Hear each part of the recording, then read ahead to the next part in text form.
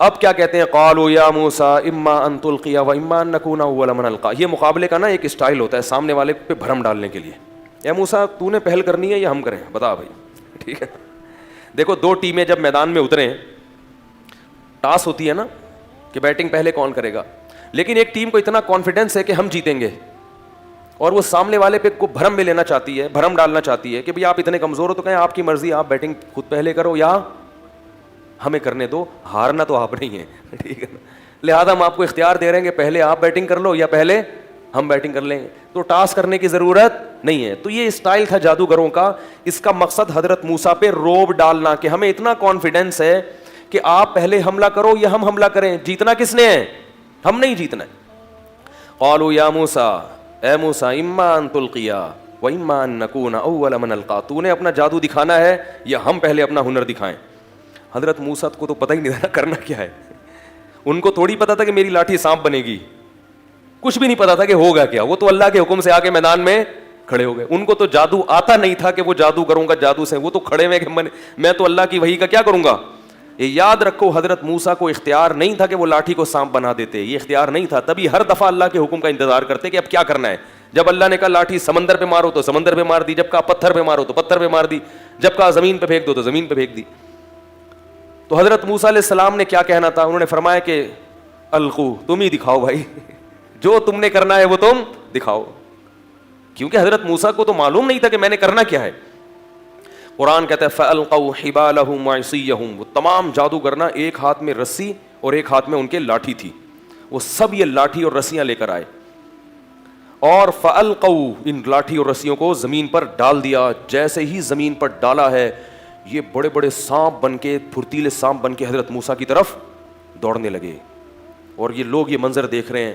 حضرت موسیٰ نے یخیل الیہ من سحرہم انہا تسعی, اللہ فرماتے ہیں جادو ایسا لوگوں کی آنکھوں پہ کیا کہ سب کو یہ لگا کہ یہ سانپ بن کے دوڑ رہی ہیں. قرآن کہتا ہے جب حضرت موسیٰ نے یہ منظر دیکھا کہ اتنے سارے سانپ میری طرف دوڑتے ہوئے آ رہے ہیں, فاوجس فی نفسہ خیفۃ موسیٰ, موسیٰ کو دل میں کیا محسوس ہوا؟ خوف. یہ طبیعی چیز ہے, یہ ایمان کے خلاف بولو بھائی نہیں ہے. جتنا بھی فتح کے وعدے ہوں, جب انسان یہ منظر دیکھتا ہے تو طبی طور پر پہلے اپنی لاٹھی سے سانپ بن کے دیکھا تھا نا, تو علم یعقب پیچھے مڑ کے نہیں دیکھا تھا. اب ہزاروں سانپ آ رہے ہیں. فاوجس فی نفسہ خیفۃ موسیٰ, موسیٰ نے اپنے دل میں کیا محسوس کیا؟ خوف. اللہ فرماتے ہیں قلنا, ہم نے وحی کی, لا تخف اے موسیٰ, خوف مت کر, انک انت الاعلی, آج کے دن تو ہی غالب رہے گا. آج میں نے اپنے دین کو کہ برحق ہونے کو دنیا کے سامنے دکھانا ہے کہ فرعون جو دین لے کر آیا ہے وہ برحق نہیں ہے. پیغمبر جو دعوت لے کر آتے ہیں وہ دعوت برحق ہوتی ہے. اے اللہ کیسے کرے گا؟ القی ما فی یمینک, اے موسیٰ تیرے دائیں ہاتھ میں جو لاٹھی ہے نا, اس سے پتہ چلتا ہے ہمیشہ حضرت موسیٰ لاٹھی کے ساتھ میں پکڑتے تھے دائیں ہاتھ. اس سے پتہ چلتا ہے کہ دائیں ہاتھ کا استعمال زیادہ کرنا چاہیے. پیسوں کا لین دین, پانی پینا, کھانا کھانا, چماٹ مارنا, یہ سب کس سے ہونا چاہیے؟ دائیں ہاتھ. الٹا ہاتھ برے کاموں کے لیے. آج حکیم الامہ مولانا اشرف علی تھانوی رحمہ اللہ تعالیٰ کے بارے میں آج ہمارے استاذ بتا رہے تھے, آج کی بات ہے. وہ فرماتے ہیں میں نے 3 کام زندگی میں کبھی نہیں کیے. ایک تو روزانہ 10 پارے پڑھتا ہوں, کبھی ناغہ نہیں کیا پوری زندگی. مولانا اشرف علی تھانوی رحمہ اللہ تعالیٰ کی ہزاروں تصنیفات ہیں, اتنا کام اللہ نے ان سے لیا ہے امت کی اصلاح کا, اور اس میں بھی روزانہ کتنے پارے پڑھنے کا معمول تھا؟ 10 پارے. کیسے اللہ نے ان کے وقتوں میں برکت دی. فرمایا ایک کھانے کا میں نے ہمیشہ ادب کیا ہے, رزق کا, کبھی پائنتی کی طرف کھانا نہیں رکھا. یعنی جس طرف ہم چارپائی پہ لیٹتے ہیں نا, تو پاؤں کی طرف کھانا کبھی اس جگہ نہیں رکھا, ہمیشہ کہاں رکھا ہے؟ یہ رزق کا احترام ہے. اور تیسری چیز, کبھی دائیں ہاتھ سے بائیں ہاتھ سے لین دین, بولو بھائی, جب بھی کسی کو کوئی چیز دی تو سیدھے ہاتھ سے لی, تو سیدھے ہاتھ سے. تو یہ نبی صلی اللہ علیہ وسلم کا حکم ہے, دائیں ہاتھ کا استعمال جو ہے نا, اس میں برکت اللہ نے رکھی ہے, پیسوں کے لین دین اس سے کیا کرو. خیر, القی ما فی یمینک, تیرے دائیں ہاتھ میں جو لاٹھی ہے اس کو زمین پہ ڈال دے. جیسے ہی حضرت موسیٰ نے وہ لاٹھی ڈالی ہے تو انہوں نے تو یہ دکھایا تھا کہ یہ سانپ, یہ رسیاں ایسے ہیں جیسے سانپ, حقیقت میں وہ سانپ نہیں بنی تھی. ادھر حضرت موسیٰ نے جو لاٹھی زمین پہ ڈالی تو وہ حقیقت میں اژدہا بن گئی, حقیقت میں بن گئی, اور ایک ہی لمحے میں ان ہزاروں سانپوں کو کھا گئی. قرآن کے الفاظ دیکھیں, فَأُلْقِيَ السَّحَرَةُ سُجَّدًا, جتنے جادوگر تھے سارے کے سارے لاشعوری طور پر سجدے میں ڈال دیے گئے.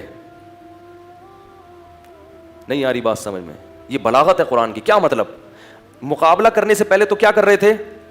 مشورہ کہ بھائی یہ دیکھیں سچا نہ ہو جھوٹا نہ ہو. اب حضرت موسیٰ پر ایمان لانے کے لیے, اور ایمان ایسا تگڑا کہ حضرت موسیٰ کے سامنے یہ جب سجدہ جب کرتا ہے نا انسان, جب عشق میں پاگل ہو جائے, عشق میں کیا ہو جائے, یہ نہیں کہ اے موسیٰ ہم ایمان لائے, یہ تو بعد میں کہا, پہلے کس میں گرے ہیں. یہ بالکل ایک ایسی اندر کی کیفیت ہوتی ہے کہ جب انسان کسی کے عشق میں پاگل ہو جائے نا, بالکل اس کو یقین کر لے کہ یہ سچا ہے اور یہ بہت بزرگ و برتر ہے, تو انسان اپنے جسم کے سے جو ہے نا پہلے ثابت کرتا ہے, زبان کا استعمال بعد میں. تو قرآن کے الفاظ ہیں کہ حالانکہ پہلے مشورہ کر رہے تھے مگر اب مشورہ آپس میں نہیں کیا, ایسے دھڑام سے سجدے میں گرے ہیں کہ گویا ان کو کسی طاقت نے گرا دیا ہے, یعنی ارادہ بھی نہیں کیا. اس کو کہتے ہیں نا کہ آپ بعض دفعہ لاشعوری طور پر کسی چیز سے اتنے متاثر ہو جاتے ہیں کہ اس کے لیے آپ کو سوچنا نہیں پڑتا, بغیر سوچے وہ کام ہو جاتا ہے.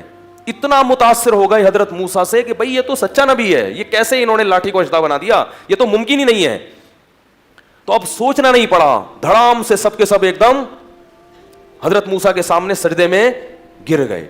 مشورہ نہیں کر رہے, ہر شخص گر گیا سجدے میں, اور پھر سب نے بیک زبان ہو کر کہا آمنا برب موسیٰ, ہم سب ایمان لائے برب العالمین, اس رب پر جو تمام جہانوں کا پالنے والا ہے, اور موسیٰ اور ہارون کے رب پہ ہم ایمان لے کر آئے.